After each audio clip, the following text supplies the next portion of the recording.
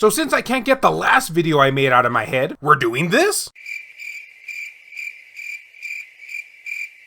And what I mean by that is that since I made that video talking about exposing the PS Vita store, a lot of people in the comment section were asking me, are there any other tricks or tidbits that we should know about said PS Vita store, other than the fact that it doesn't work half the time? Well, yes there is, and it's something I briefly mentioned in that video, and that honor goes to cross-buy. Yes, probably one of Sony's best ideas ever was including the feature cross-buy with many of its titles, meaning, back in the day, if you purchased, let's say, the PS3 version of a game, you would automatically get the PS Vita version, and so on and so forth. So that's why I want to currently give the spotlight to a PS Vita game that really goes above and beyond this aspect. Ladies and gentlemen, I present to you all Shakedown Hawaii. Now, a lot of people like to always emphasize the fact that the PS Vita officially never got an actual GTA style game, and remarks like that make me cry myself to sleep. Well, that's not exactly true. We technically did in the form of Shakedown Hawaii. It's GTA, but it takes place in Hawaii. Wow, Grand Theft Auto can happen anywhere. It's basically what Grand Theft Auto would have been if it was on, the Super Nintendo or whatnot. And in Hawaii. Very 16-bit if you get my drift. Now, while the storyline is pretty linear for a GTA game, you play as some old dude and his son that basically just want to entrepreneur the whole island. The whole entire map is very open world, allowing you to explore it to your heart's content, and even more so as you unlock more areas via progressing in the story mode. It's a nice little GTA substitute, minus, having any hookers and whatnot, which is truly the most saddest thing about it. Almost a 0 out of 10 game in my opinion because of that fact. Nearly made me not want to play it. Luckily, it makes up for this with its tight gameplay and nice 80s retro nostalgia trip. It did make me feel kind of old though. Not as old as this guy, but still. So, without further ado, this is why I decided to choose this game in particular, because if you want to experience it on the PS Vita or any other Sony platform, this developer gave you a ton of options here. For instance, if you buy the PS Vita version, you will automatically get access to the PS3, PS4, and PS5 versions as well. But it gets even better. This dev actually made a physical release for the title back in the day, which I probably wouldn't advise looking up on eBay currently because it no doubt goes for a fortune. Yep, I was right. Oh wait, no, I was wrong. So it's a perfect choice for those who are on a budget and can't spend that much money or otherwise want to get the most bang for their buck. Aside again from the physical version, ended up not being as bad as I thought. This video has been brought to you in part by all of these wonderfully generous Patreon and YouTube membership supporters who help make this content possible. If you would be interested in supporting the channel, make sure to check the links down in the video description below. Thank you so much for watching, and I'll see ya next time. Oh, and devs, put some hookers in the sequel.